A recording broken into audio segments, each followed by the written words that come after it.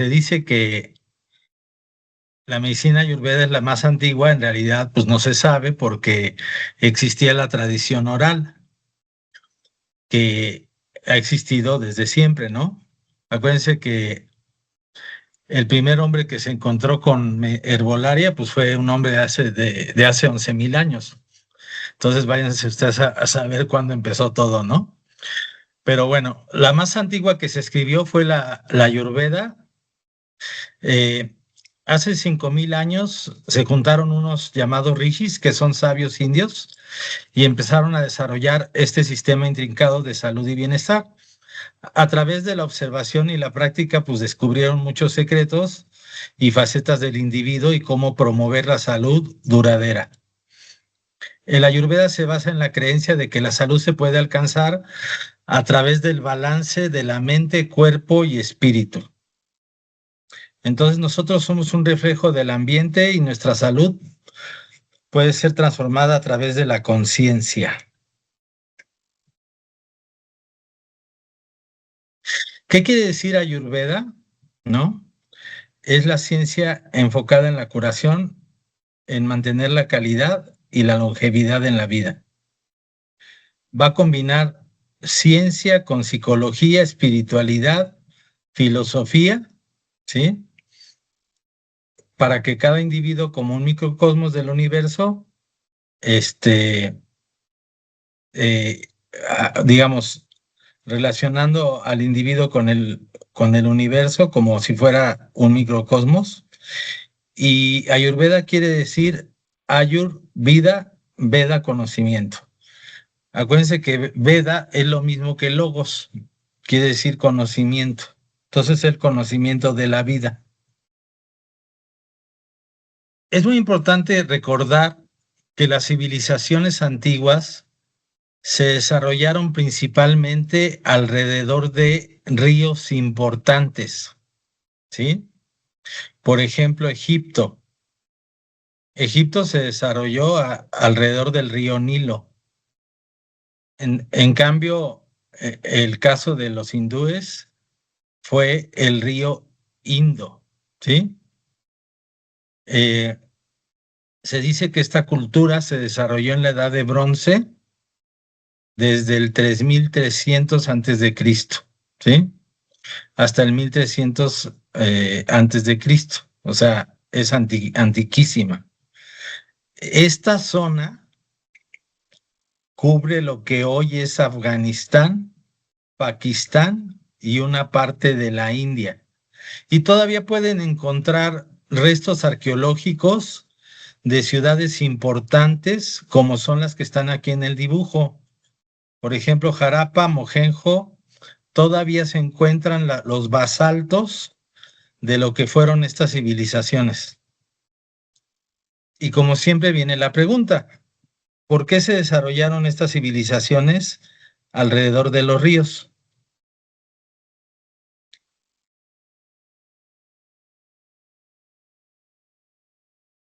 ¿Qué fue lo que les Yo no permitió? te escucho. ¿Eh? Es que en los ríos hay vida, tienen alimentación, tienen para que las plantas puedan crecer, tienen vegetación, tienen muchos nutrientes.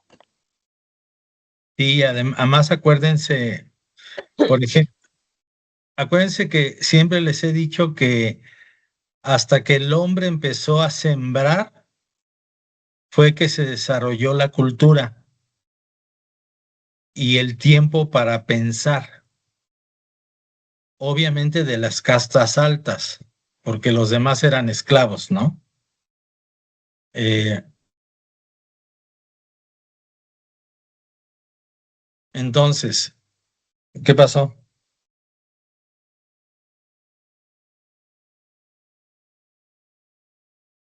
¿Se me fueron o qué pasó? No, aquí estamos. No, maestro, sí, estamos aquí. Aquí estamos.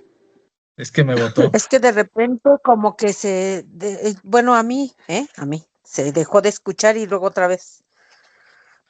Ok, bueno.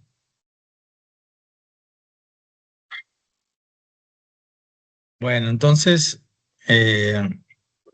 Los Vedas o el Ayurveda proviene de los 4 libros más antiguos de la humanidad, que se llaman los Vedas, y en especial viene del Rig Veda. El Rig Veda tiene un apartado que se llama Ayurveda, ¿sí? Los Vedas, como libros antiguos, hablan de todo. Es decir, como les he platicado, los libros antiguos pueden hablar, son horizontales, pueden hablar de geografía, pueden hablar de poesía, pueden hablar de espiritualidad, pueden hablar de lo que sea, ¿sí? Pero dentro de uno de estos 4 libros famosos hay un apartado que se llama Ayurveda, ¿sí?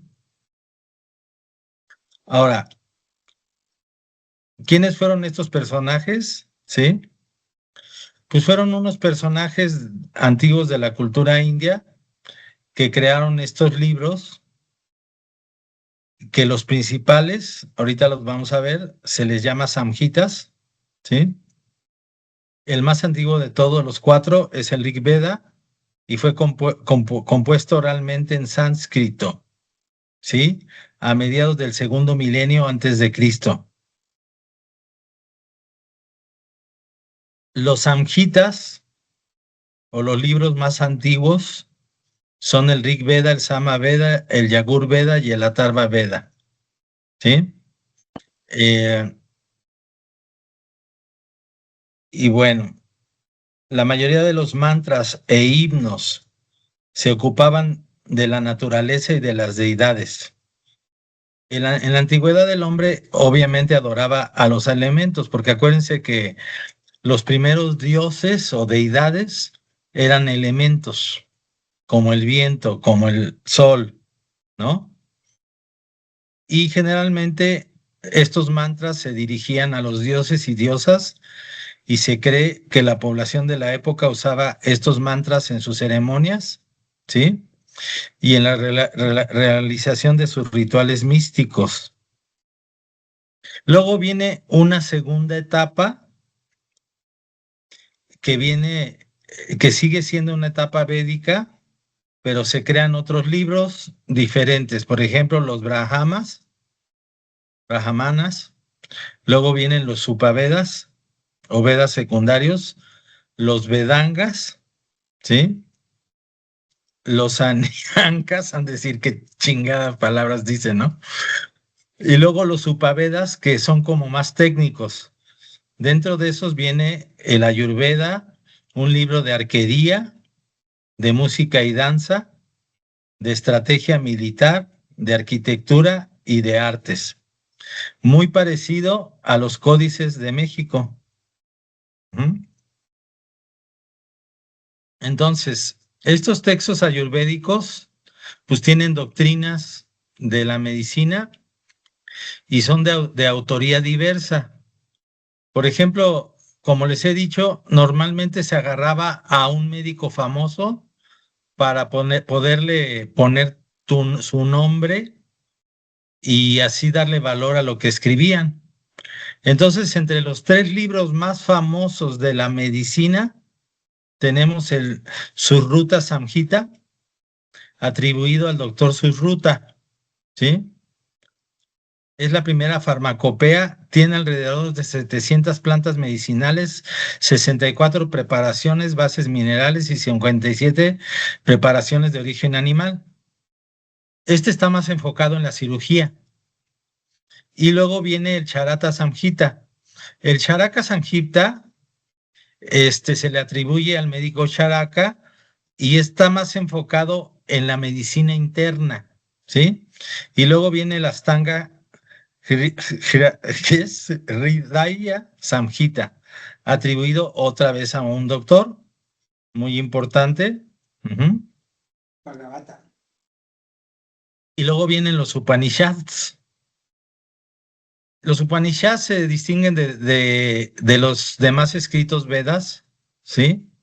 Son más bien reflexiones místicas y espirituales, y son un poquito como tienen una profundidad y elevado tono filosófico a base de la religión hindú y de disciplinas como el yoga, la meditación y otras formas de prácticas contemplativas, ¿no? Eh, y hay 11 principales, ¿sí?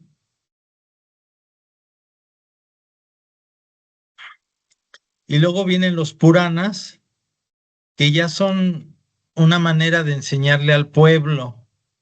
Es decir, es como si fueran los cuentos de Jesús, ¿no? O sea, son como historias, tradiciones, mitos, leyendas.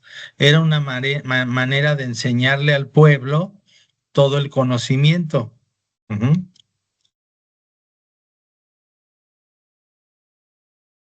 Uno de los ejemplos más conocidos de los Puranas, tenemos el Bhagavad Gita, que es un texto hinduista donde cuentan todas las leyendas de este Krishna, ¿sí? Eh, Krishna, bueno, para empezar, cuando ustedes ven un cuadro hinduista, pueden reconocer a un dios porque tiene un color negro o un color azul y lo pueden distinguir a través de los elementos que tiene la pintura. Aquí tienen, por ejemplo, a Krishna, que en su etapa más tranquila, porque si ustedes pueden leer el Mahabharata, van a saber que Krishna tiene dos etapas, una de guerrero y otra etapa, como diría yo, de mujeriego, porque le gustaba tocar la trompeta, era como el trompetista de Hamelin, pero en vez de jalar a las ratas, jalaba a las vacas y con las vacas traía a todas las mujeres que cuidaban a las vacas. Entonces, yo tengo una pintura, por ejemplo, donde está Krishna con las vacas y un montón de mujeres, ¿no? Y se caracteriza por su flauta, ¿sí? Y además, para los Krishnas, ellos dicen que es el dios principal, otros dicen que es la encarnación de Vishnu, ¿no? Bueno, aquí tienen el Charaka Samhita. Yo tengo una copia de él. De hecho, le saqué la foto de ese libro. Este, y como Y siempre nos les las va a digo, compartir, nos va a compartir esa copia que tiene usted. no, o sea, tengo el libro como tal, o sea, el libro, en inglés, este, traducido. Pero igual que la medicina china, si no entiendes la teoría, no entiendes ni una fregada de lo que viene adentro de ahí, ¿no? Porque todo está revuelto.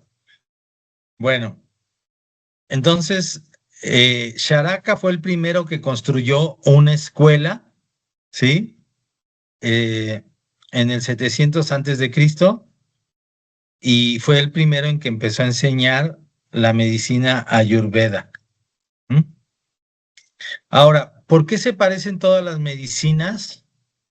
Pues por una razón muy importante, porque existía el camino de la seda, ¿sí? Por eso iban compartiendo todo el conocimiento, además del comercio. Fíjense cuál es el camino de la seda. Viene desde China, pasa por las tierras más lejanas del oriente. Por ejemplo, aquí ven Camboya, Tailandia, pasa por la India, pasa por África, sube a Europa y llega hasta Moscú e inclusive a los Países Bajos. Por eso es que la gente no entiende que todas estas medicinas se parecen. Tienen sus diferencias, obviamente, pero muchos conceptos son similares. Entonces, la Ayurveda es la ciencia de la vida larga y feliz, ¿sí? Es el antiquísimo arte de curar, eh, es la ciencia de la vida. Y aquí tenemos un dibujo de los rishis que se juntaban a meditar y a ponerse en contacto con las deidades para poder escribir. Se ponían en un trance y se ponían a escribir todo el conocimiento. Obviamente los rishis eran de la clase alta. ¿Cuántas castas tenemos en la India?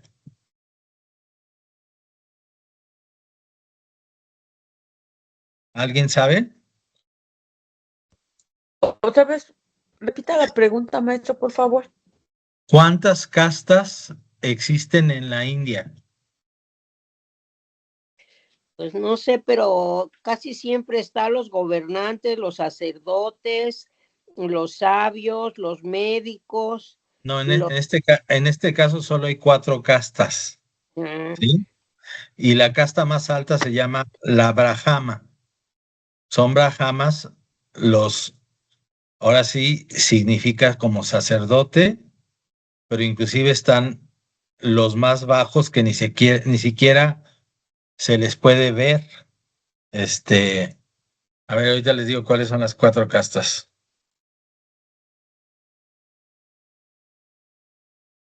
4 castas de la India.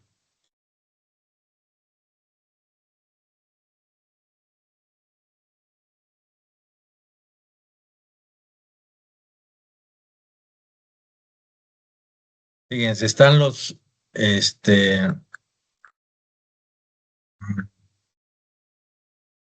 bueno, dice que está prohibido actualmente, pero no me dice las 4 castas. Brahmas, no. Bueno,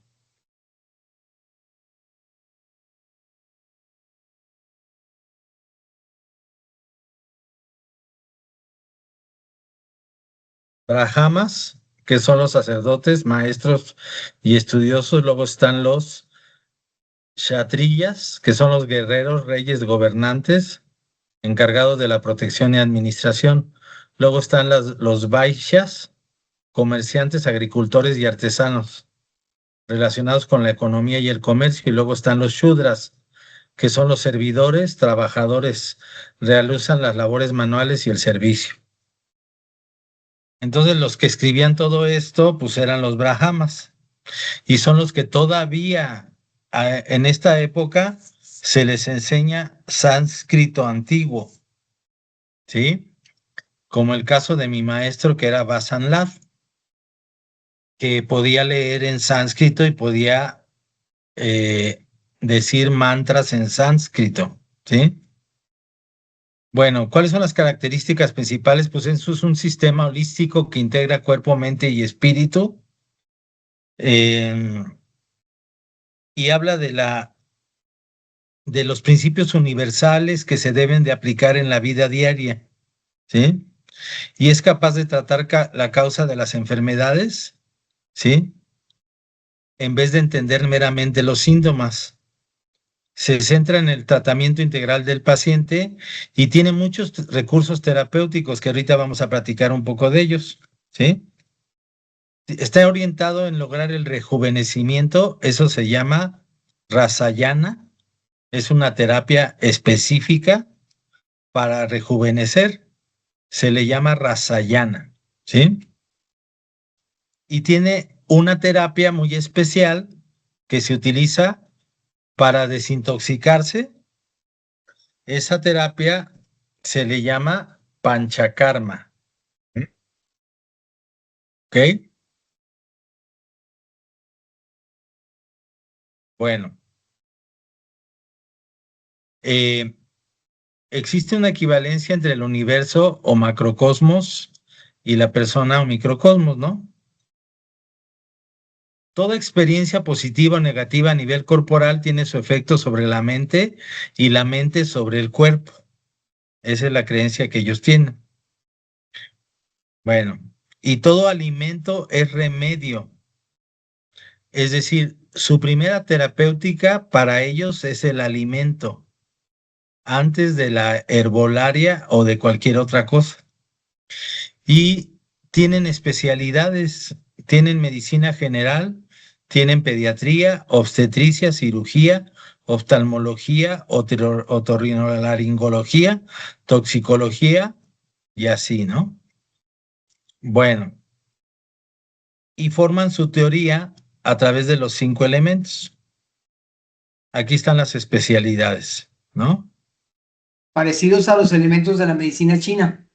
Se parecen, pero falta uno o cambia uno. Ujú. Ahorita lo vamos a ver. Y aquí es lo más importante porque es la base filosófica. Se le llama Shat Darshan, que son las 6 filosofías de la vida que le da sustento a todo, a toda la medicina ayurveda, y las vamos a ver. Entonces, esta filosofía pues establece que el propósito de la vida es conocer o darse cuenta de la creación y la expresión de la divinidad en la vida diaria, ¿sí? Eh, como hemos dicho, todo sistema de curación tiene bases filosóficas. Bueno, y esto es interesante, ¿no? Que se repite en muchas, yo no voy a decir religiones, sino espiritualidades, que todo fue pasado al hombre a través de estados meditativos, ¿sí? Ya les he puesto varios ejemplos, por ejemplo, de los griegos está el Minotauro, ¿verdad? De los chinos está un guajolotón que se llama, ya no me acuerdo ahorita, ¿sí? Este, pero parece, en serio, es como Guajolotón. Bai Shue, así se llama. Okay. Bai Shue era como un pájaro grandote, así como Abelardo, ¿sí? Que era también una deidad que le pasó la medicina a los chinos, ¿no? Eh, y tienen algunas, inclusive del siglo pasado, ¿no? Por ejemplo, la medicina antroposófica, ¿sí? Donde había una señora que se ponía en estado de trance y escribía al revés y luego ya lo traducían, ¿sí? Bueno, entonces el Ayurveda incorpora 6 sistemas filosóficos que ahorita vamos a ver. Primero está el Sankhya. El más notable autor de esta filosofía fue Kapila, ¿sí? Y proviene de San, que significa verdad, y Kya, que significa conocer, entender la verdad, ¿sí? Él discernió 24 principios del universo. Uno de estos más importantes es el concepto de Purusha y Prakruti. Pur significa ciudad, Sheta significa vivir, existir, ¿sí? Purusha es la conciencia pura que existe y vive en la ciudad de los sentidos, ¿sí? El cuerpo es esa ciudad de los sentidos. Muchas casas juntas para crear una ciudad. Los sentidos, audición, tacto, óptico, gustativo, olfativo, eh, es lo que nos alcanza a dar solo una poquita, un toquecito de lo que es Purusha, porque estamos en un mundo eh, material, pero Purusha no es material, ¿sí? En la mujer tiene 3 puertas extras, que son los 2 pezones y la vagina. Purusha es la verdad última, el último poder de curación, la última iluminación, el estado trascendental de estar. Purusha es energía y la energía es elección, conciencia pasiva sin forma, sin color, más allá de los atributos, no activa en la creación, es la conciencia pura. Aquí tenemos un dibujo que lo explica. Aquí tenemos a Purusha, que podríamos decir que es parecido al Tao o a... es un concepto muy similar. Al yin y No, al yang. no existió, no tiene principio, no tiene final, no tiene forma, es la conciencia pura. Ajá. Pero de Purusha nació Prakruti. De Purusha nació Prakruti, que es la forma. Es cuando decimos, por ejemplo, en la medicina mexicana, que de Ipalnemohuani nació Ometeotl, que es la dualidad, ¿sí? Entonces, cuando nació, o sea, Pakruti puede existir, no puede existir sin Purusha, pero Purusha puede existir sin Pakruti. Y luego, a través de la unión de los dos, se crea el Mahat y el Buddhi, que ahorita vamos a platicar que es la conciencia y la inteligencia, y es el ego, ¿sí? Entonces, Prakruti es la voluntad primordial, la materia primordial. Ese sí tiene forma, color, atributos, es conciencia con elección, voluntad, con deseo de convertirse en varias cosas. Ujú. El universo es un niño nacido del útero de Prakruti, que es la madre divina. Se asemeja mucho al temazcal, que es el mismo concepto. El Prakruti crea la forma del universo, mientras Purusha es el testigo de la creación. Prakruti no puede existir sin Purusha. No puede haber materia sin energía. Ah, ya me trae mi comida. Gracias, Carmen. ¿De qué, doctor? Eh, leo mejor sin las lentes. Qué chistoso. Bueno, ¿Qué vamos a comer? Yo vamos a... tengo hambre. pedí un sándwich de cajeta porque soy muy goloso. No, Un eso no lo sándwich puedo comer. un sándwich de cajeta y mi cafecito para aguantar. Y mi agua, por supuesto, porque sin agua no puedo. Bueno, Gracias. entonces, este, entonces, fíjense, el significado de Mahad es la inteligencia suprema. Se pone en todo en su lugar preciso. En cada célula tiene inteligencia. El hueso se convierte en hueso, utiliza calcio, magnesio, zinc, el músculo, proteína. Hay inteligencia en cada célula. Entonces me regreso. Este es el Mahad, la inteligencia celular. ¿Mm? Y luego viene el Ahamkara, ¿sí? Que significa yo soy. Es el ego, no el egoísmo. Es el darse cuenta de la existencia misma, de la existencia propia, ¿no? Todos vivimos en un recinto de conciencia que está centrado en el yo existo, ¿no? Ujú. Es cuando te identificas como un ser único, diferente a los demás. ¿Mm? Eh, luego dice, la inteligencia Mahat se convierte en Buddhi, que es la capacidad de razonar, el intelecto y el despertar individual. Ya les dije que leyeran a Eric Fromm con su libro de El arte de amar, ¿verdad? Donde habla de esto precisamente. Bueno, ¿ya lo leyeron o todavía no? Ese libro está bien bonito. Pero lo más interesante de él es que habla de cuando el niño se da cuenta de que no está unido a la mamá y de que es un ser individual y siente inmediatamente la la angustia de que no, mm, ahora sí que depende de él, no necesariamente está unido a la mamá, ¿no?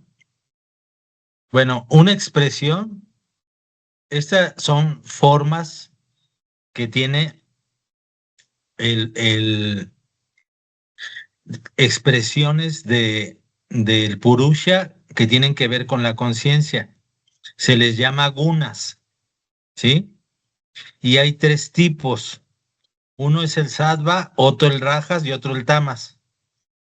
Y están muy bien explicados con los dibujitos, porque el sattva es el balance, la armonía, la positividad, la paz y la claridad. En cambio, el rajas es el movimiento, la actividad, la energía, la excitación y la pasión.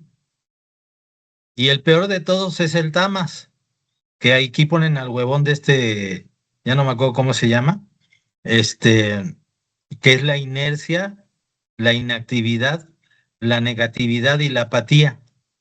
Pero todos son un equilibrio, porque si no tuvieras tamas en la mente, no podrías controlar al rajas, por ejemplo. Entonces aquí me quiero detener, porque en la medicina ayurveda hay incluso alimentos que son más sádvicos, alimentos que son más rajásicos y alimentos que son tamásicos, ¿sí? ¿Cuál se imaginan que son alimentos sádvicos? El agua, Hierbas. las hierbas. Lo que venga de la tierra. Exactamente. Las plantas, los vegetales. Ujú. En cambio, el rajas normalmente son cosas picantes. Son, por ejemplo, obviamente el chile, por ejemplo, ¿no? Eh, También el rábano, por ejemplo, es rajas, ¿sí? Eh, el jengibre, El ¿no? jengibre. La canela. En cambio, los alimentos tamásicos son, por ejemplo, las carnes y las grasas. Y lo pueden sentir claramente porque cuando te las comes te da hueva, ¿no? Bueno, entonces el sattva es la pura presencia de la luz, la acción correcta, el propósito espiritual. El sattva es la armonía, la bondad y la virtud. Favorece la sabiduría, la inteligencia, la percepción, la claridad, la alegría y el júbilo. Permite el despertar espiritual y el desarrollo del alma, así como el despertar de los cinco sentidos que nos permiten experimentar el mundo físico que nos rodea. Es decir, lo que yo siempre llamo el conocimiento, el autoconocimiento, ¿no? Que cuando lo tienes la capacidad de no tener el ruido del mundo externo. Te pueden ver feo o decir lo que sea, y a ti no te importa porque tú sabes quién eres, tú sabes para qué existes y vale más de todo lo que pasa alrededor. Ujú. El Rajas es la fuerza vital que mueve todo el Sattva para crear el universo orgánico. La percepción sensorial es la cualidad de la energía, la acción, el movimiento, las ideas, las instrucciones del cuerpo. Ujú. Tanto el sattva y el tamas son energías inactivas, pero requieren la fuerza cinética del rajas. Y el tamas es la inercia, la oscuridad, la confusión, ¿sí? Provoca sueño, descomposición, ¿sí? Sería como la entropía, la degeneración, la muerte. Es pesada, sólida y engendra constancia. El exceso de tamas puede producir letargo, apego e irracionalidad. Entonces el tamas lo requieres para poder detener a los otros. Ujú. Y bueno, aquí viene una expresión ya de, de las deidades en, en esta clasificación, porque por ejemplo Vishnu es más sádvico, en cambio Brahma es rajásico, ¿no? Y Shiva es tama, ¿no? Eh, pero no olviden que esta religión es monoteísta, porque todos son expresiones del ser humano o de sus formas de ser, ¿sí? Pero en realidad se cree primero que existe el Purusha, ¿no? O la inteligencia universal. Bueno, entonces la interacción de los tres gunas es muy necesaria, ¿verdad? Y cuando están en equilibrio, pues todo funciona muy bien. En cambio, cuando el rajas o el tamas son excesivos, provocan mala salud e infelicidad, ¿no? Pero el tamas también puede ser bueno porque nos permite relajarnos. Sin el tamas no podríamos dormir, por ejemplo. Entonces hay alimentos que les decía que son rajásicos, sádvicos o tamásicos, ¿sí? Y van a darle fuerza a cada uno de estas cualidades. Ujú. Entonces aquí los alimentos sádvicos son las zanahorias, betabel, nabos, lechuga, espárragos, jugos de verduras, limones, naranjas, manzanas, uvas, dátiles, plátanos, coco, leche, avellanas, almendras, sí, ¿no? Cereales, semillas, azúcar de caña, sal de gema, el yogur, ¿sí? El aceite de oliva, de ajonjolí. Los rajásicos, por ejemplo, poseen sabores amargos, agrios y salados y picantes. Por ejemplo, tenemos las carnes rojas, huevos, pescado, ajo, cebolla, tomates, pimientos, berenjenas, rábanos, ¿sí? El chile, frutas ácidas sin madurar, pepinillo, las papas, el azúcar refinada, las galletas dulces. Los alimentos sádvicos se convierten en rajásicos si se fríen o si se cocinan en exceso. Por eso para ellos deben de estar cocinados antes de que se aguaden, sino que estén crujientes. Ujú. La ingesta excesiva de estos alimentos produce excitación, agitación, ira, celos, engaño, egoísmo y exceso de energía. Ujú.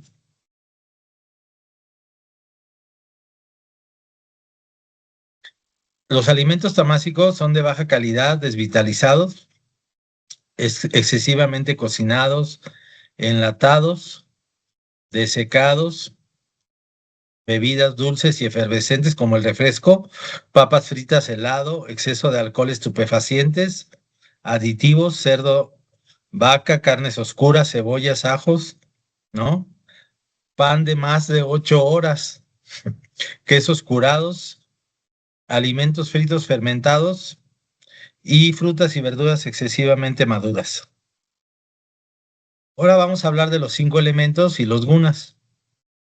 Cada elemento se relaciona a un guna. La tierra es más tamas, el agua es tamas y sattva, el aire es rajas y sattva, el éter, que es el que varía, a diferencia de la medicina china, porque en la medicina china está el metal, en la medicina ayurveda está el éter o espacio. Ujú. Y luego está el fuego que rajas totalmente. Bueno, entonces, desde el momento en que vemos a nuestro cuerpo, pues empezamos a juzgar. No nos gusta nuestra cara, nuestro pelo, nuestra nariz, pero no somos nariz, ni cara, ni pelo, ni nada. Somos habitantes habitando un cuerpo. Somos algo más alto y noble, somos Purusha. Lo mismo pasa si tu esposo o esposa está gritándote o criticándote y te enojas. Tú no estás enojado, eres un observador del enojo. Tú no tienes miedo, eres un testigo del miedo. No estás aburrido o cansado, eres un observador del cansancio.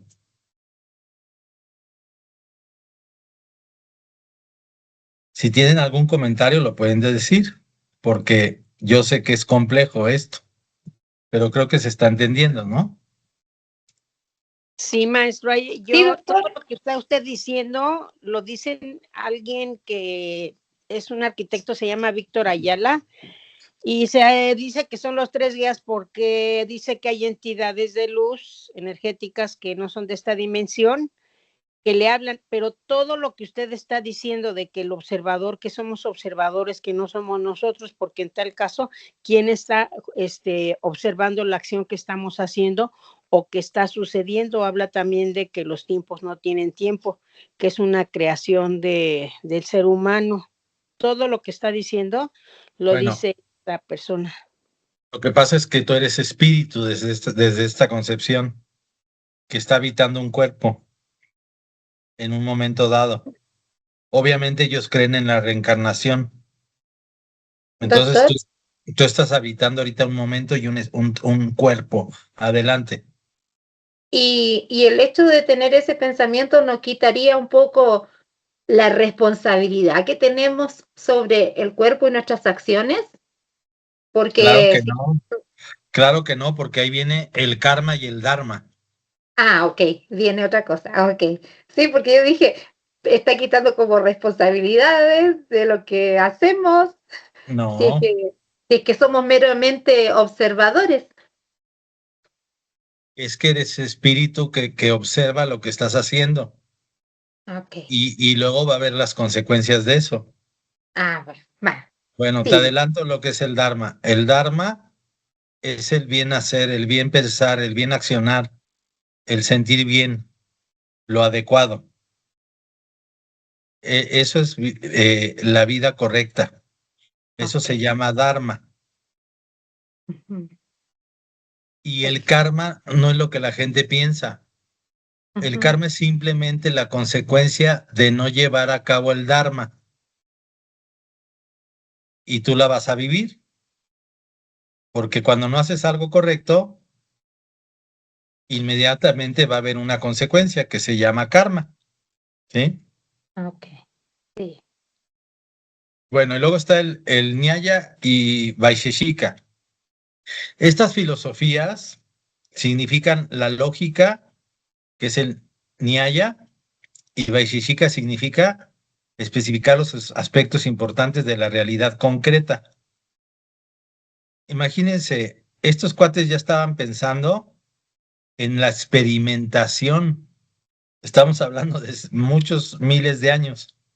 Esta filosofía habla, son exponentes de la observación y de la lógica crítica. Eran como los científicos modernos, ¿sí? Y utilizaban el prajana, que significa prueba, que es más que experimentación, ¿sí?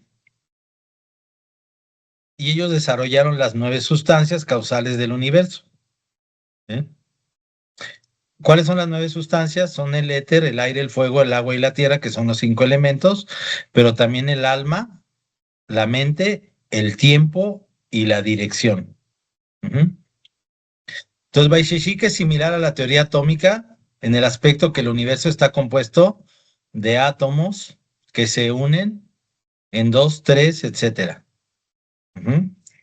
Y para Nyaya se considera que hay 3 orígenes del conocimiento, que es la duda, eso es ciencia, perdónenme, la cognición falsa y el argumento hipotético, es decir, la lógica. Estos cuates ya estaban hablando de lógica muchos miles de años antes de Aristóteles.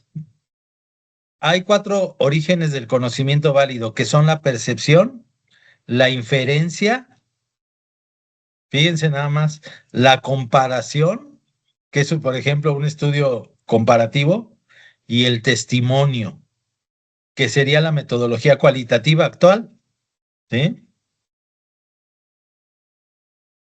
Y luego está Pratyashna, que es la percepción, que es el conocimiento producido por el contacto de los sentidos con, con los objetos, ¿no?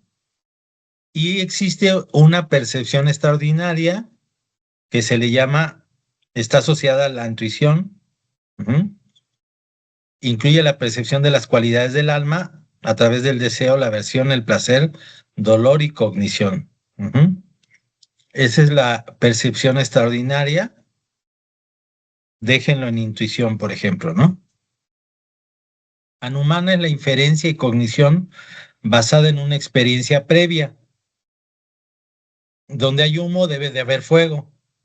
¿Cómo le llamó Aristóteles a este pensamiento? Se le llamó pensamiento deductivo.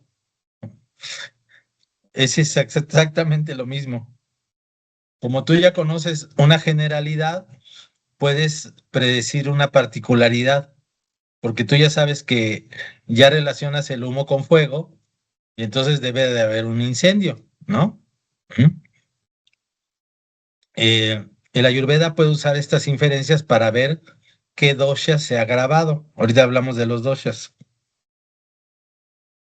El upamana, se trata de la comparación, ¿no?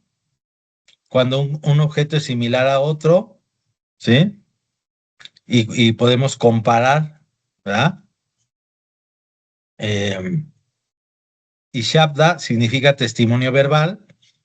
Esto ya es un tema más dogmático porque aceptan el testimonio verbal como la Biblia, el Corán y los Vedas, que son textos sagrados como autoridad, eh, le dan autenticidad y validez, ¿sí? Tanto como una tomografía o una resonancia magnética. O sea, para ellos es una realidad, ¿no? ¿Mm? El paciente también conoce la verdad.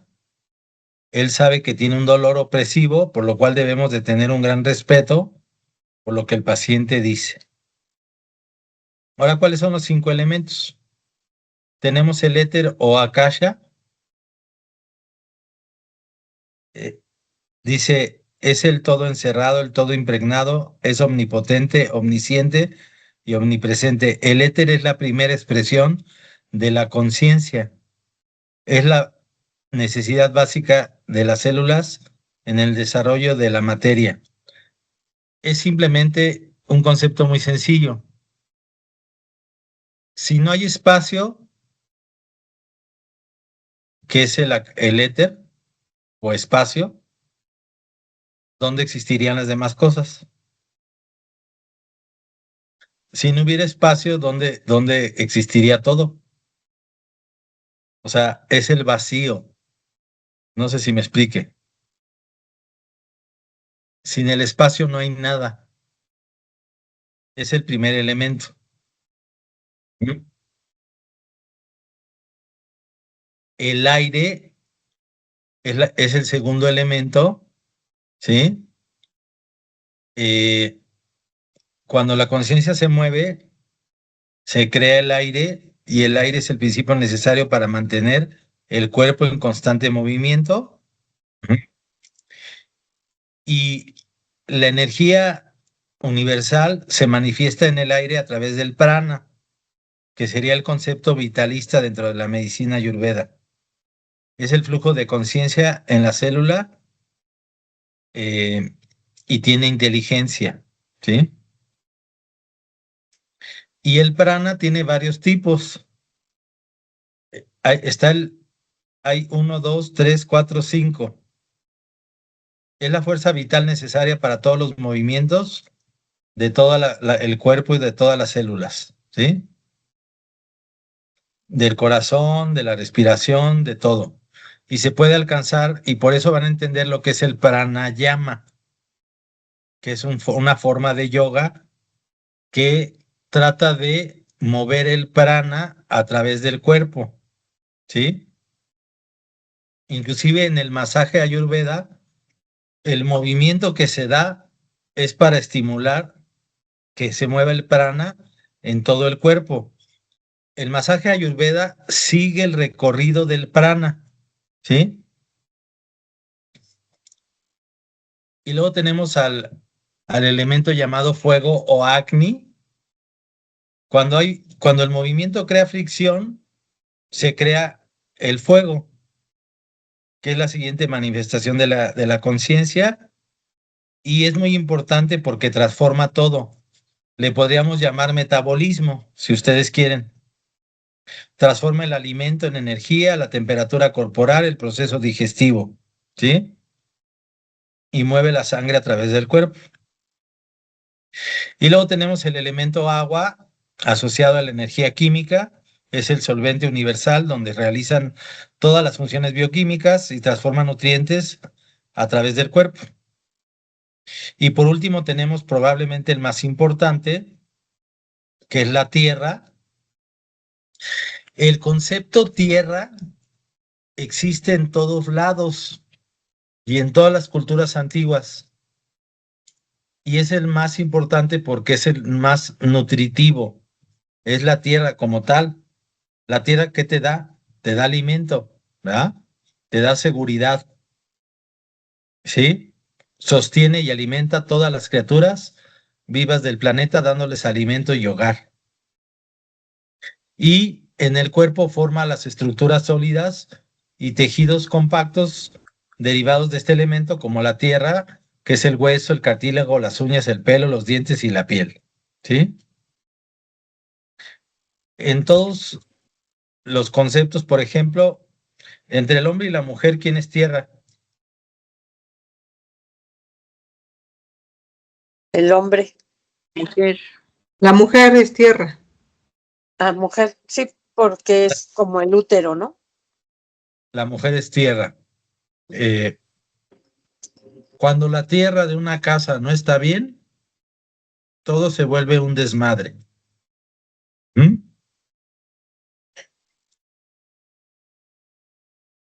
Maestro, ¿puede poner la de agua? Es que tengo una duda.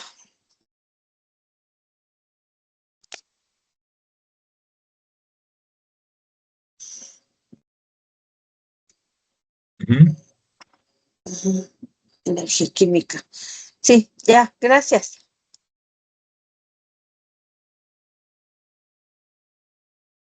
Ahora aquí está el dibujo de los 5 elementos. Ahora los elementos, ya en la expresión de los seres vivos, se van a juntar para formar los doshas. Esta me gusta mucho, porque habla mucho como de la creación. Es como si fuera el Génesis Ayurveda, ¿no? Fíjense, de acuerdo con el Ayurveda, en el principio del mundo existía en un estado no manifiesto de conciencia pura, que es el Purusha. Desde este estado de conciencia absoluta, las vibraciones del primer sonido, ya saben cuál es el primer sonido, es el Om, ¿sí? Empezó a manifestarse. Esta vibración creó el espacio. Luego el éter o espacio empezó a moverse y se creó el aire. El movimiento del aire causó fricción y se creó el calor. Y de las partículas del calor, como si fuera la ceniza, eh, se generó, se licuó y se generó el elemento agua y luego todo se solidificó y se formó la tierra.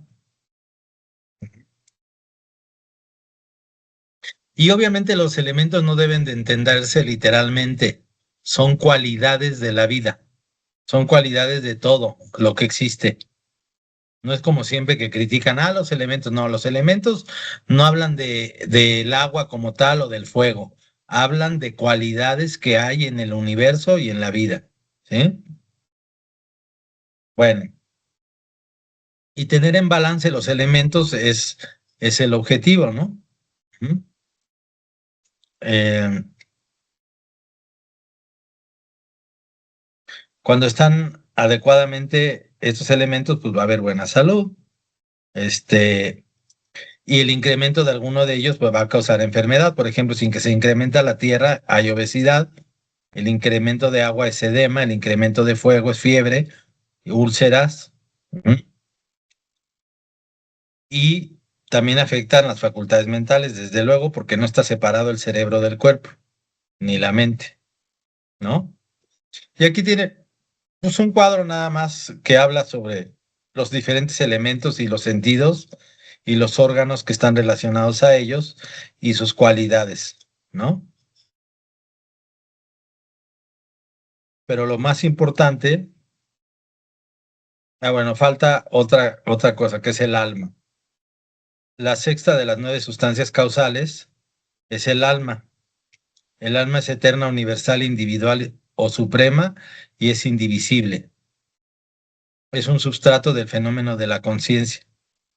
La conciencia evoluciona porque la conciencia o espíritu existe. El alma individual no percibe a otras almas, pero puede inferir su existencia.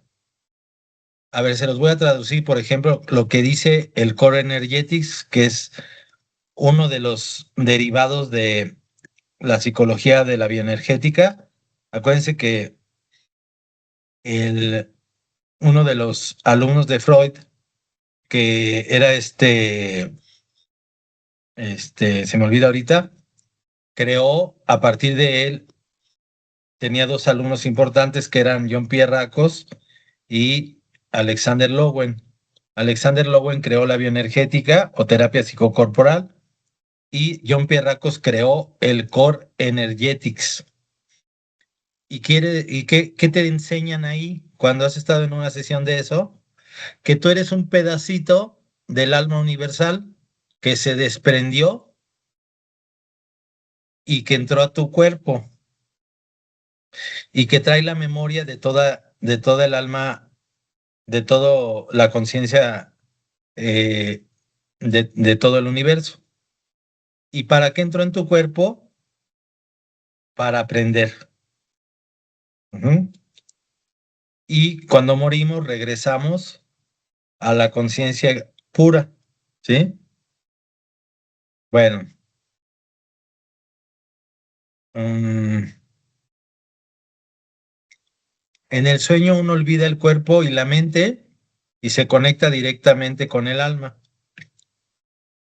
Y la mente, que es el séptimo factor causal, dice es universal, atómica, indivisible. La mente dirige la experiencia de la vida, la conciencia funcionando a través de los sentidos. Es lo que estamos viviendo en el día a día. El contenido de la mente puede ser consciente o inconsciente. La parte inconsciente trabaja a través del sistema nervioso autónomo. Y finalmente está el tiempo, que es la octava sustancia causal, la que causa el movimiento y el cambio. Es una fuerza que puede producir cambio, ¿sí?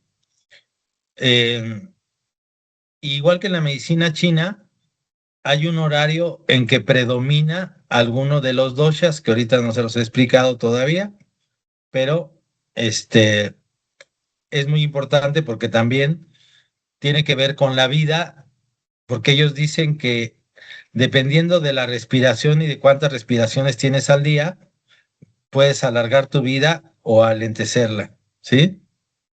Y hay un tiempo cronológico que es el de la física y uno psicológico, que es el que les he platicado, que es el movimiento hacia atrás, cuando siempre interpretas tu realidad con el pasado. Y la dirección, que es el noveno factor causal, es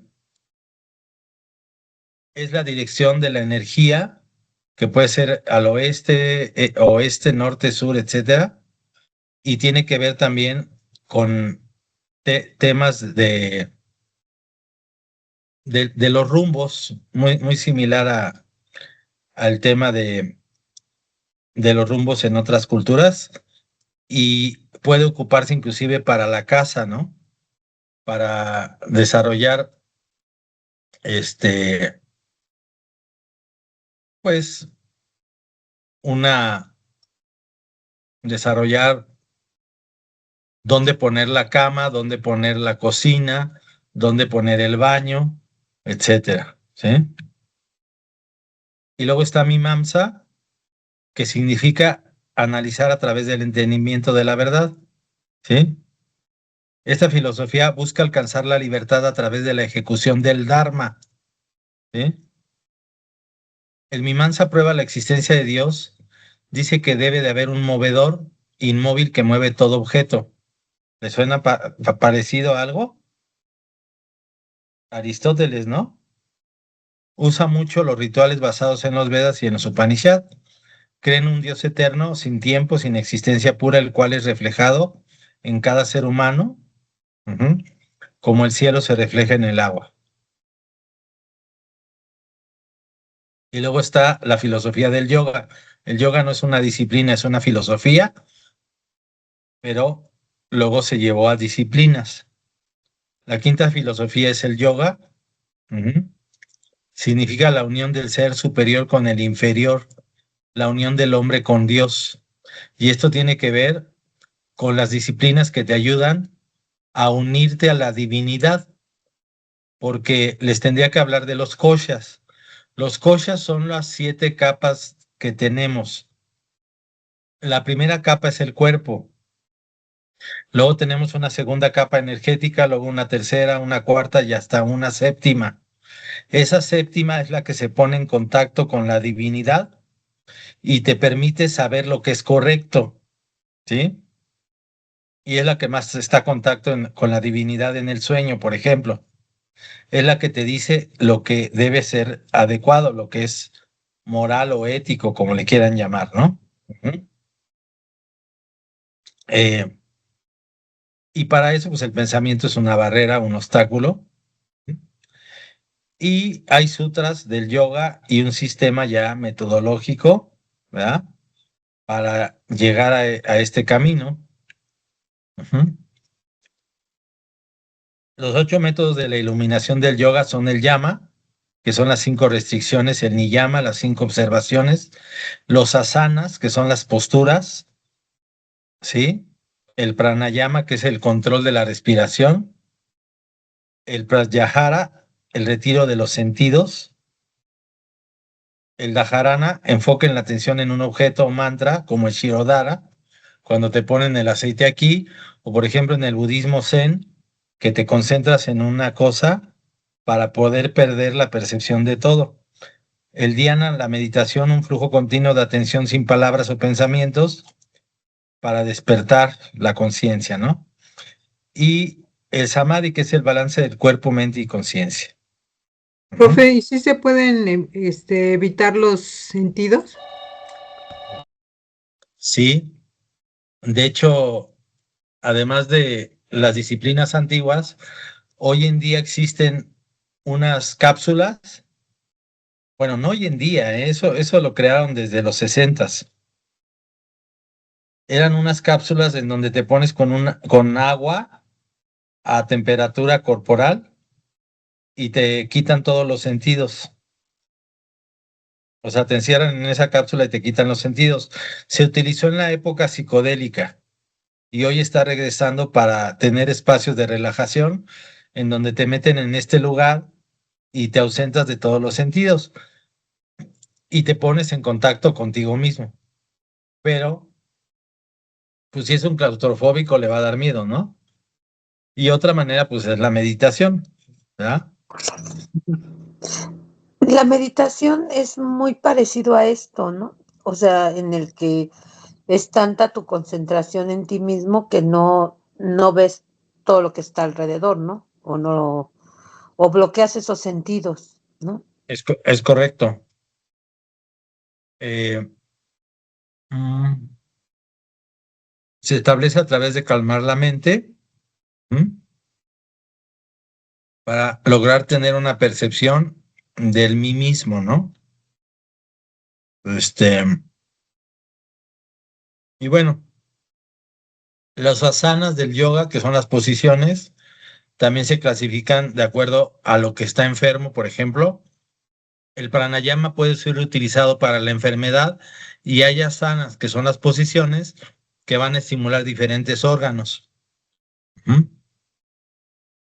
La sexta escuela filosófica es el Vedanta, que significa conocimiento final. Cuando queremos que se fusionen el ser inferior con el ser superior, el conocimiento se convierte en barrera, es decir, los muy intelectuales les cuesta mucho trabajo alcanzar la espiritualidad porque la mente es un obstáculo hacia la intuición, los sentimientos y todo eso, ¿no?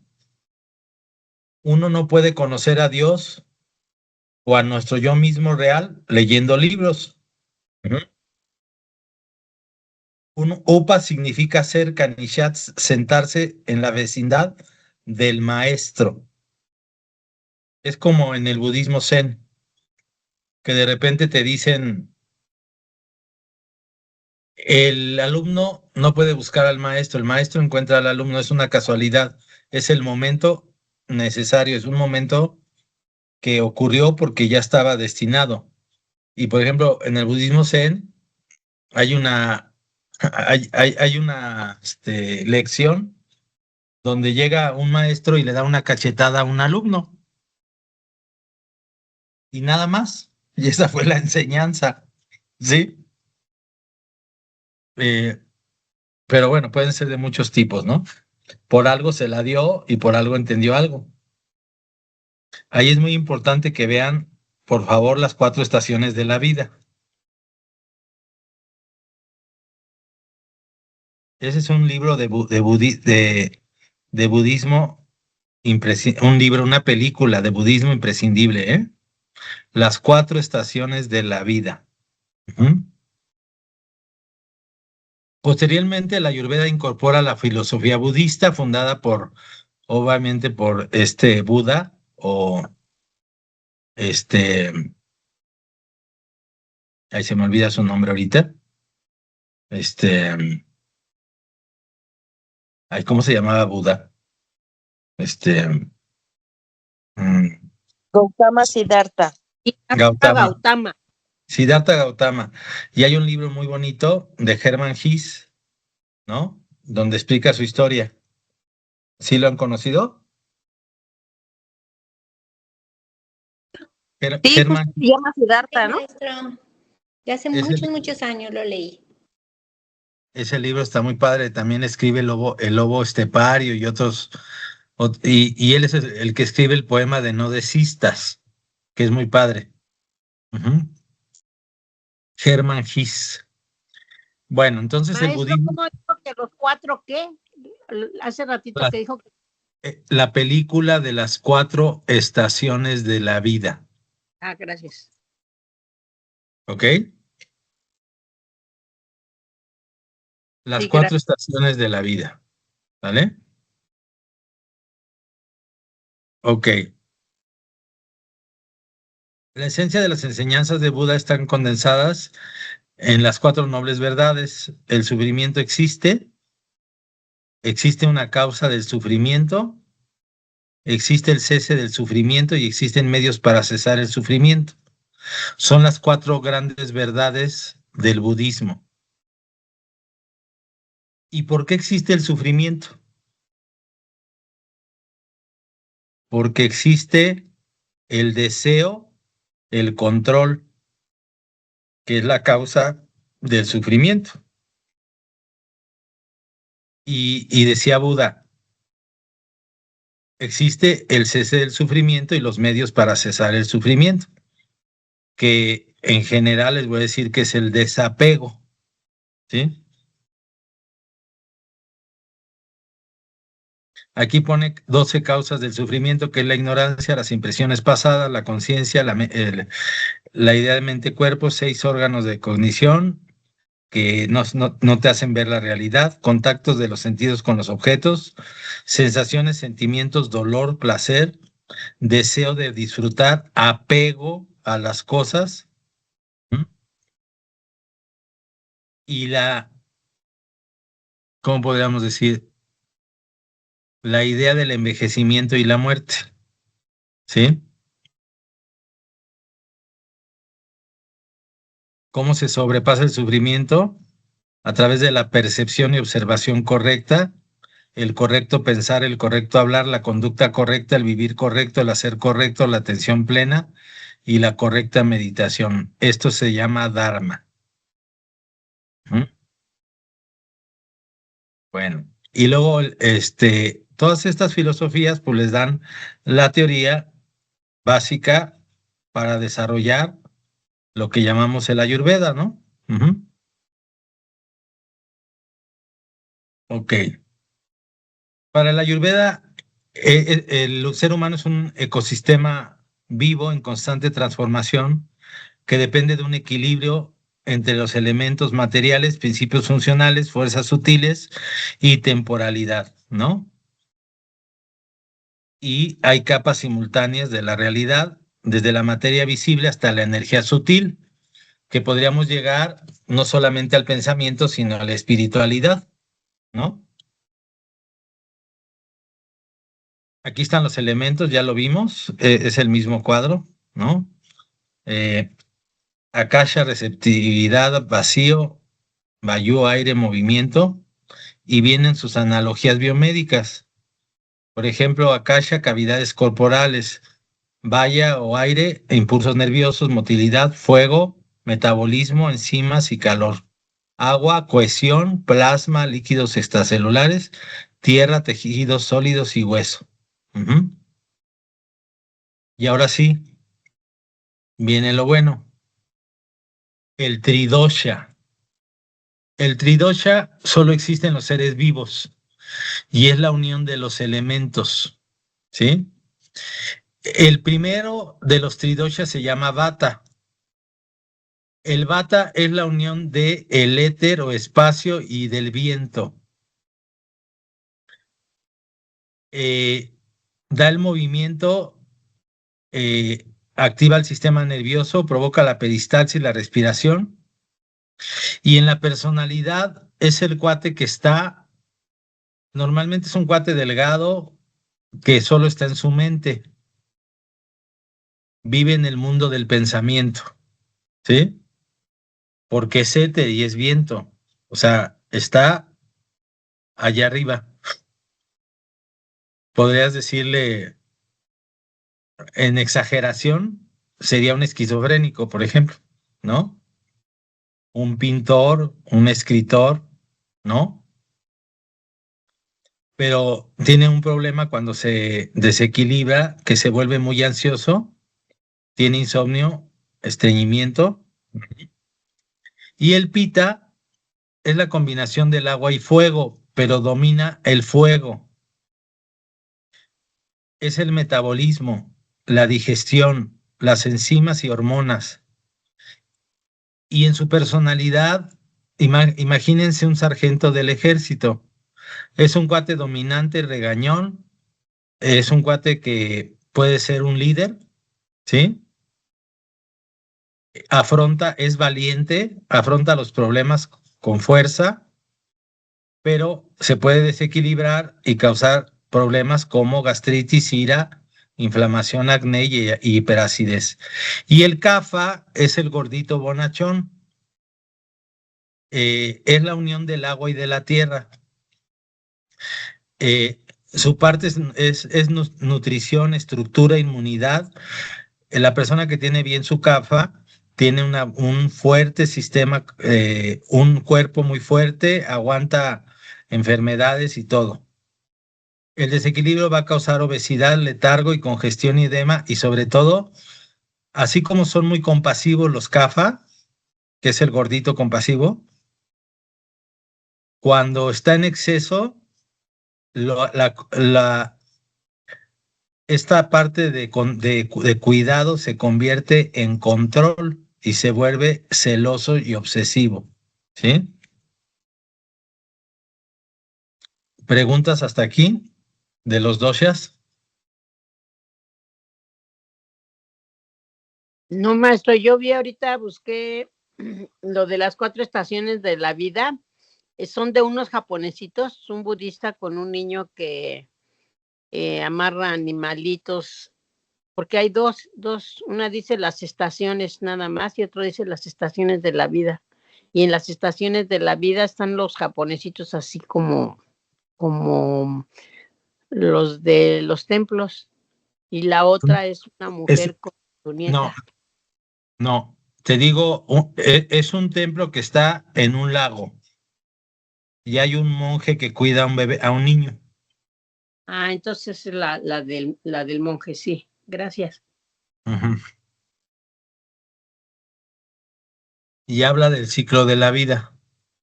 Es muy interesante, no los voy a spoilear, pero está muy buena esa película. Gracias. Bueno, entonces entiendan que los doshas es como si fueran los medicamentos homeopáticos. ¿A qué me refiero? Tienen aspectos tanto de la mente como del cuerpo, ¿sí? Tienen personalidad y tienen formas de enfermarse, ¿sí? Y se supone que todos tenemos un predominante, aunque tenemos a los 3, pero predomina uno. Bueno, hasta ahí. Y luego está la teoría de los tejidos, que son los 7 datos o 7 tejidos, que es el rasa, que es el plasma, el rakta, que es la sangre, que transporta, el mamsa, que es el músculo, que da soporte, el meda, que es la grasa, que es la reserva energética, el ashti, que es el hueso o estructura, el maha, que es la médula y el sistema nervioso, y por último, el sukra, y atarva, que dependiendo de si es el sistema reproductivo tanto del hombre como de la mujer. Ujú. Y luego hay tres conceptos fundamentales. Uno es el prana, que más o menos ya lo entendieron, es lo que llamaríamos fuerza vital en la homeopatía, que llamaríamos chi en la medicina china, ¿sí? Y está el tejas, que es el fuego interno, la claridad, la capacidad, la neuroplasticidad, ¿sí? Y el hojas es muy similar al concepto de la esencia en la medicina china. Es la reserva que tenemos, ¿sí? Y que te va a dar la existencia o cuánto tiempo vas a vivir si tú cuidas bien tus hojas. Imagínenselo como la esencia, ¿no? Y luego están los esrotas, que son los canales. Eh, Hay 13 canales principales, pero todos los espacios que hay en el cuerpo son esrotas. Inclusive los espacios intracelulares, los poros, todo donde hay espacio o canales se llaman esrotas. Y por ahí puede viajar muchas cosas, por ejemplo, los desechos, y normalmente cuando hay intoxicación, ahí es donde se tapa todo y causa enfermedad. Y el Los, objetivo, sí, adelante. los esrotas son como los meridianos de la medicina china tradicional. No, los meridianos de la medicina china tradicional son conceptos, no existen en realidad. Los derrotas sí. Eh,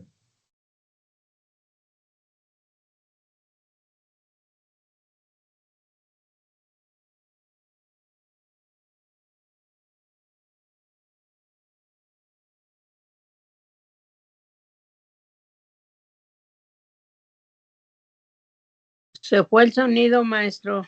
no, no se fue, es que estoy contestando algo importantísimo. Eh, entonces, fíjense, los errotas son reales. Por ejemplo, el tubo digestivo es una errota. El aparato respiratorio es una errota. ¿Me explico? Son espacios reales. Los poros son errotas. Los espacios intracelulares son errotas. ¿Sí? Ahora sí, el Agni contra el Ama. Esto es importantísimo. El Ayurveda concibe la vida como un proceso metabólico.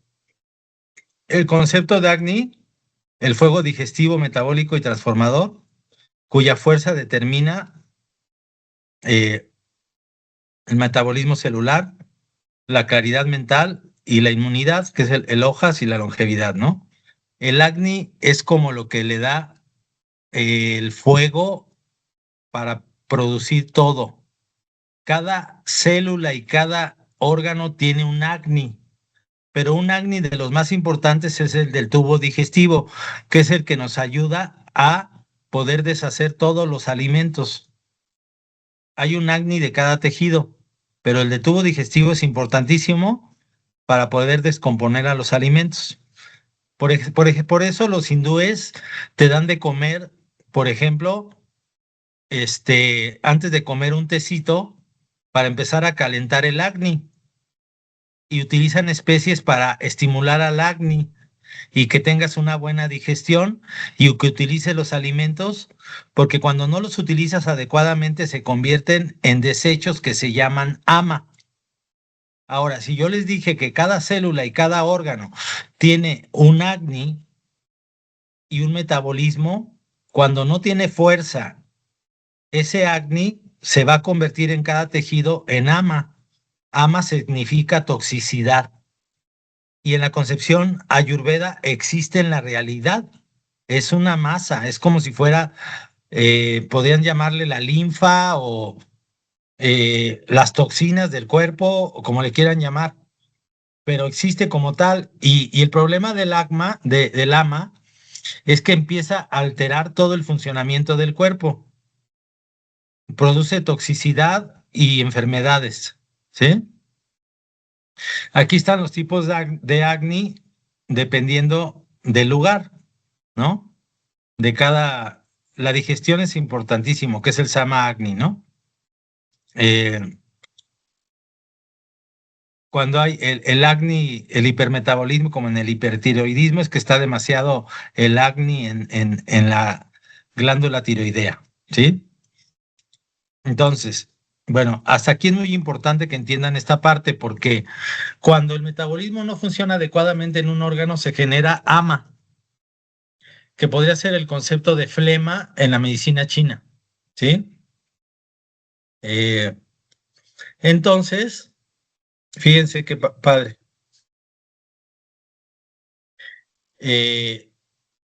Si yo no tengo un buen metabolismo, se va a generar toxicidad y se va a acumular y va a generar enfermedad.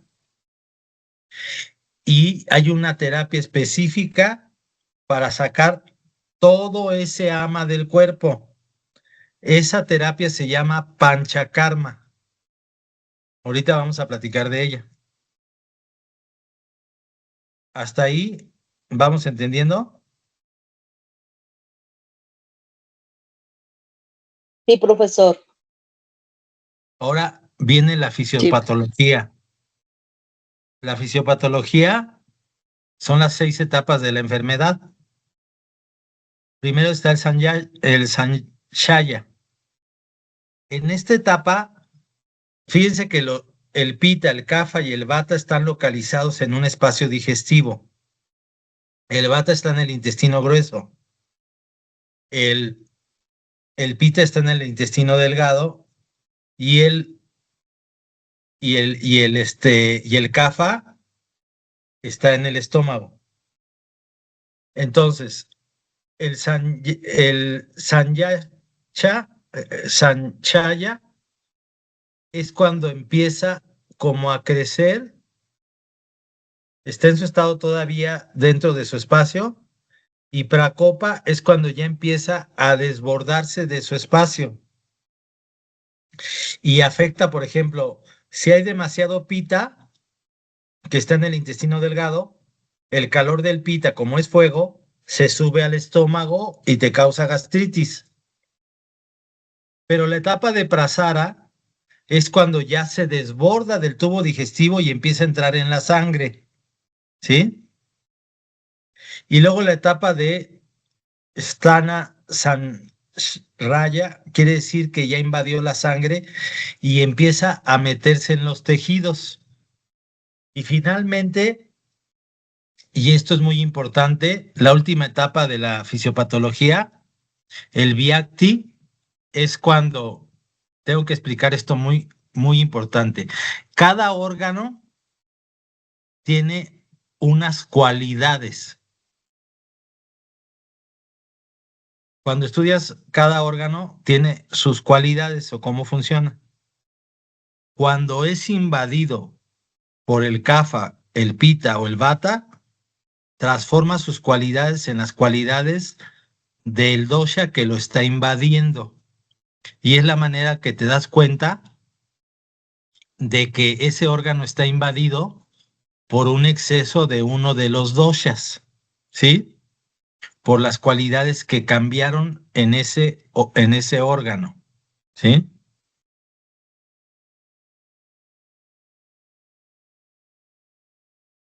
Ujú. Bueno, dice la neuroinmunología moderna, confirma esta cadena en el Ayurveda: estrés, cortisol, permeabilidad intestinal, inflamación, ¿no? Es una comparación, ¿no? Trauma, en el caso de los gunas, ¿no? De la mente, hiperactividad simpática, trastornos digestivos, que es lo psicosomático, ¿no? Ujú.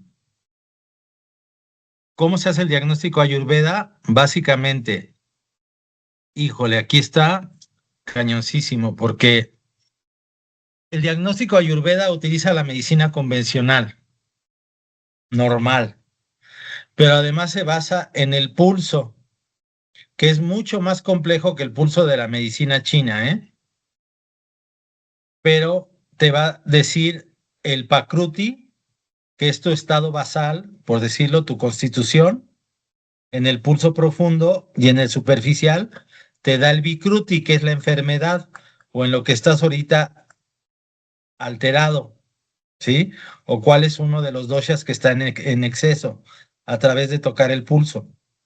También se estudia la lengua, también se estudia la orina, pero más importante, yo creo, la parte espiritual. Cuando yo veía al doctor Basan Lad analizar a una persona, obviamente empezaba con la parte más clásica occidental, tomándoles la frecuencia cardíaca, o escuchándoles el corazón, explorando el cuerpo y todo eso, ¿no? Pero luego hacía una cosa muy cañona. Él es un astrólogo muy famoso. Él es famoso en todo, es un genio, ¿no? No sé si todavía viva mi maestro, pero ese ha sido mi maestro más impresionante de toda mi vida. Así se los digo. Él hacía un análisis astrológico hindú y tenías a la gringa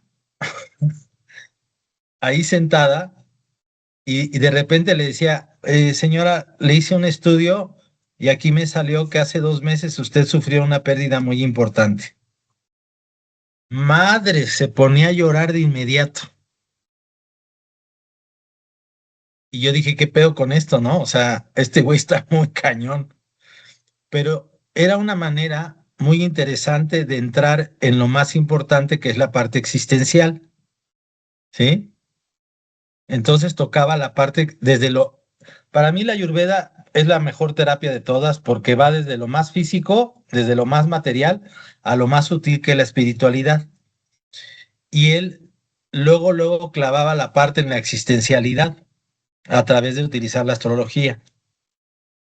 Puede haber otros métodos como la psicología o técnicas que otras que manejamos, ¿no? Pero tocar la parte existencial era abrir de inmediato el problema de base, ¿sí? Y la persona se ponía a llorar y empezaba a sacar sus cosas y era cuando él daba recomendaciones de tipo espiritual, dependiendo de la religión, obviamente, de la persona. Si fuera un hindú, le decía, rézale a quien sea, ¿no? A Ganesha o a quien sea. Si es un católico, pues rézale a Dios o lo que sea. Ten fe o cosas así. Y luego ya venía todas las recomendaciones médicas que se basan básicamente primero en el alimento, ¿eh? Bueno, los 3 pilares del diagnóstico es la observación directa, mirada, la postura, la piel, la expresión facial, la palpación y el tacto, pulso, temperatura, textura de la piel. La entrevista, desde luego, es fundamental, ¿sí? El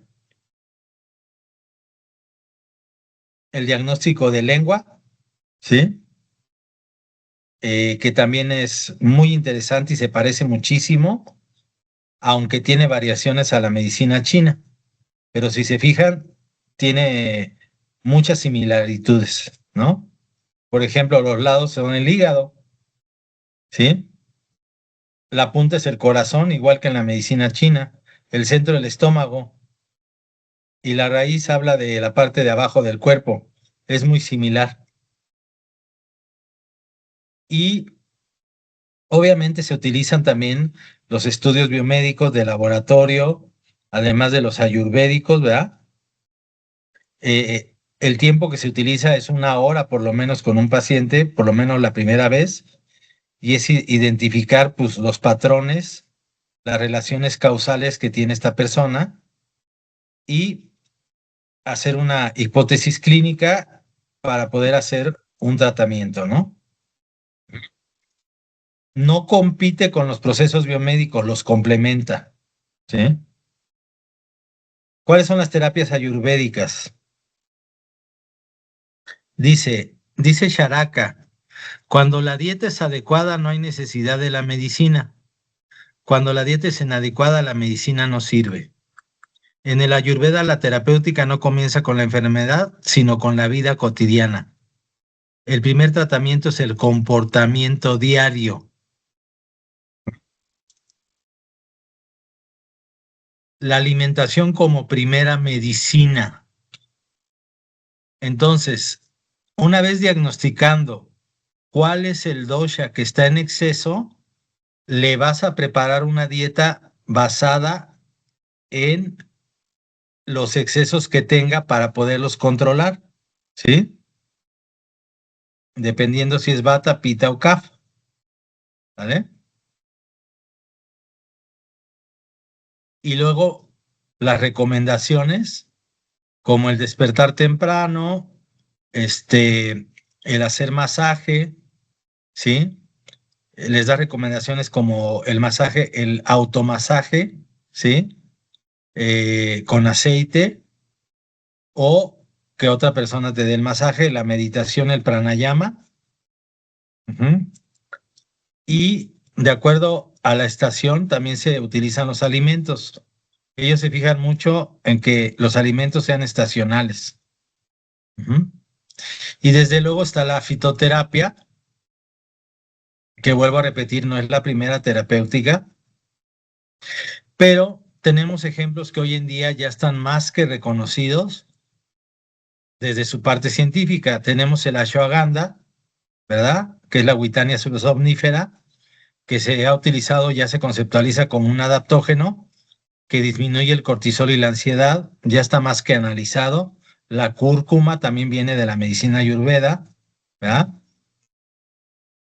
Es un antiinflamatorio. El jengibre utiliza para la cuestión digestiva, está demostradísimo que quita la náusea y que también es antiinflamatorio.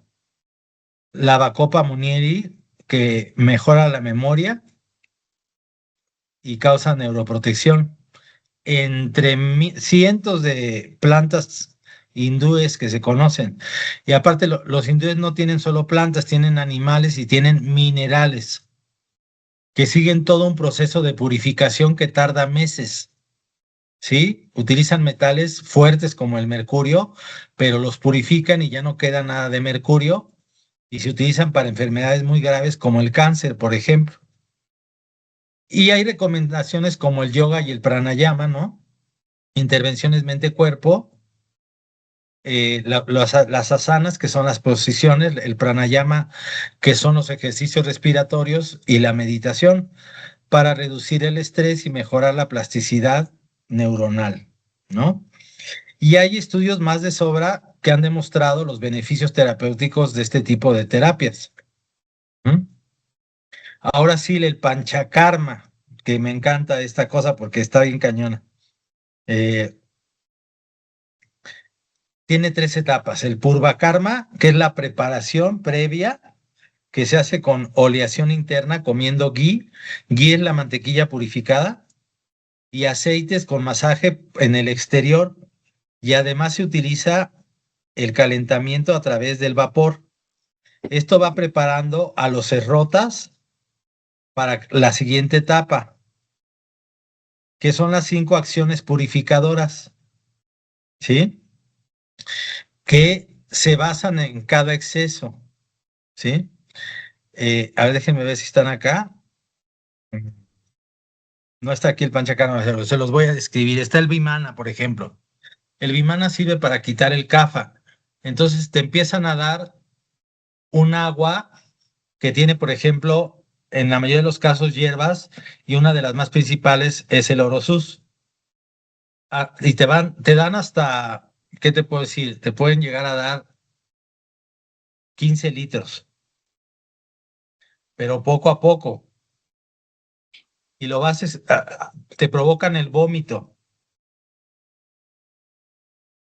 Y vas vomitando en una cubeta, y es bien interesante porque la cantidad inicial, más bien, la cantidad final supera a la inicial y está lleno de flema. Hagan de cuenta que hay una capota de flema, que fue lo que se sacó para sacar todo el kapha, ¿sí? Que es toda la parte de toxicidad. Y sale bien cañón. Después les enseño algunas películas de eso. Y luego está, por ejemplo, para desintoxicar el caso de el pita, se provoca la laxación. Entonces se provoca que el paciente se laxe para sacar todo el calor a través del intestino, lo cual también se utiliza en la medicina china. Y para equilibrar al vata se utilizan los enemas, que aquí no son los enemas que conocemos. Hay dos tipos de enemas. Los enemas para equilibrar al vata, que normalmente son hierbas y no superan los 100 mililitros. Y hay enemas nutritivos para cuando la gente está muy debilitada. Entonces son enemas que utilizan leche, miel y otras plantas y se meten por el colon igual, así es un enema, porque ellos saben que el colon absorbe alimentos inclusive. Entonces hay dos tipos de esta terapia, ¿no? Y faltan 5, ya les dije 3. Luego está el Shirodara. El Shirodara te acuestas así para atrás y te hacen caer aceite en el tercer ojo para despertarte la conciencia, ¿sí? Y luego está el Nisana, que es ponerte hierbas muy fuertes dentro de la nariz para despertarte la conciencia. Y hay una quinta, de acuerdo a otras escuelas más del otro autor de su ruta, en que utiliza la sangría. Pero la sangría, vuelvo a repetir, no es la sangría medieval. Aquí son pocas gotas de sangre, o los muy tradicionales utilizan sanguijuelas, no del río. Están hechas obviamente y están cultivadas y se las ponen en ciertas zonas a las personas para quitarles ciertas dolencias y ciertas acumulaciones. Por ejemplo, varices y cosas de ese estilo. Eso es el panchakarma. Y luego viene la siguiente etapa, que es la recuperación, porque no puedes pasar de una etapa de 15 días. Antiguamente duraba 2 meses, hoy en día tarda 15 días.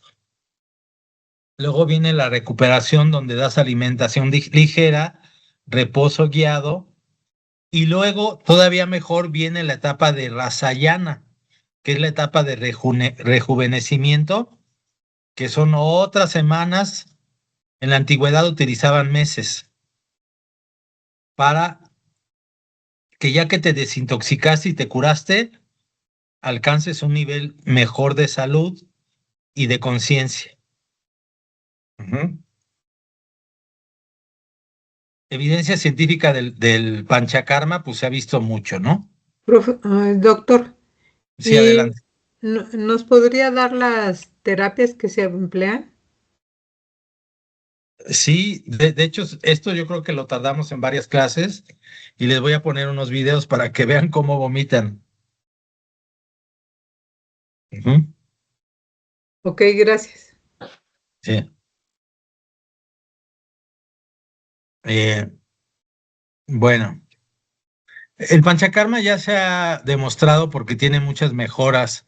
Aumenta el tono vagal, disminuye la ansiedad, a- baja el cortisol, mejora la microbiota, ¿sí? Y así. Entonces el Ayurveda se combina con la ciencia moderna a través de pues, puentes conceptuales, ¿verdad? El prana pues tiene que ver con la fuerza vital que mueve las cosas, el ojas tiene que ver con la inmunidad, el manas con la mente, con la psiconeuroinmunología, el agni con el metabolismo, los canales tienen que ver pues con todo, con las fascias, con la microbiota, con el intestino y las rutinas diarias pues con la cronobiología, ¿no? Y llevar una rutina adecuada para tener salud. Bueno, esto ya serían casos clínicos. Aquí le voy a parar, porque además me está molestando el mundo entero. ¿Preguntas?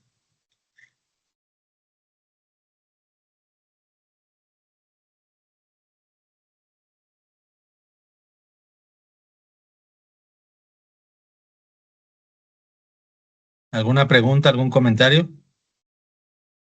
Eso del análisis astrológico hindú que dice que hacía su maestro, o sea, ¿Cómo es? A ver, vamos a buscar algo. Es que me llamó la curiosidad porque es la parte psicológica, ¿no? De los problemas que trae o la carga de tensión, ¿no? Ajá.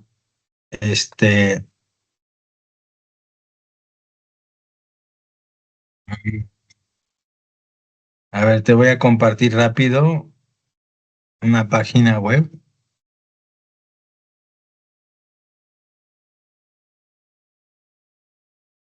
Dice aquí, el doctor Basanlad es renombrado médico ayurveda que integra la astrología védica con la ayurveda clínica, conocido como un astrólogo médico. Él enseña que el cosmos y el cuerpo humano están unidos íntimamente utilizando la carta astrológica hindú para entender los patrones de enfermedad, que es el Vikruti, con la constitución y las predisposiciones a la enfermedad que tiene la persona. ¿Cuáles son las claves conceptuales del doctor Basanlad en su método astrológico? Él cree que cada planeta emite distintos colores o luces al momento de tu nacimiento y crea una ventana cósmica única. Las 12 causas de 12 casas y signos del zodíaco hindú, ¿verdad?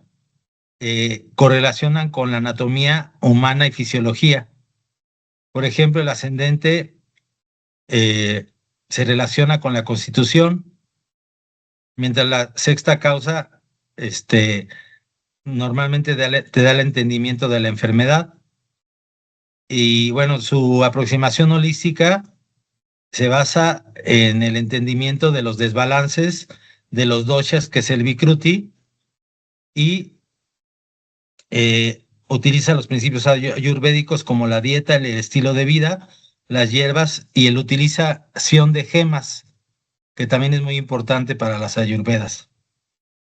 Y a ver, te voy a buscar alguna foto del maestro. Él es Basanlad y ha escrito 50,000 libros. Ujú. ¿Todavía vive, doctor? No lo sé, me encantaría traerlo. No lo sé todavía. También tengo una película donde enseña pranayama, que me la traje. Sí les he platicado la anécdota de cuando llega y dice lo de la flor, ¿no? No, yo no lo he No, escuchado. no nos lo ha dicho. Bueno, imagínense a mí, un mexicano, que estoy sentado ahí en la clase y llega y me dice, bueno, no a mí, sino a todo el grupo, vengo maravillado. Acabo de ver cómo sale una flor del pavimento. Es maravilloso cómo la vida crece a pesar de la adversidad. Entonces tú, si fueras mexicano o estarías aquí, dirías que es puto este güey o qué onda, ¿no? No, este güey es el cuate más femenino que he conocido en mi vida, sin ser, digamos, amanerado. Es una cosa maravillosa, este hombre, ¿sí? Eh, la mitad del tiempo está en la India y la mitad está en Nuevo México, en Albuquerque, ¿sí? Ojalá sería bueno traerlo un día, ¿verdad? Vamos a ver. Bueno, ahí dejamos la clase de hoy y nos vemos la próxima semana, ¿sale? Sale. Gracias. Muchas gracias, maestro. maestro. Gracias, doctor. Gracias, Gracias, maestro. doctor. Buenas noches.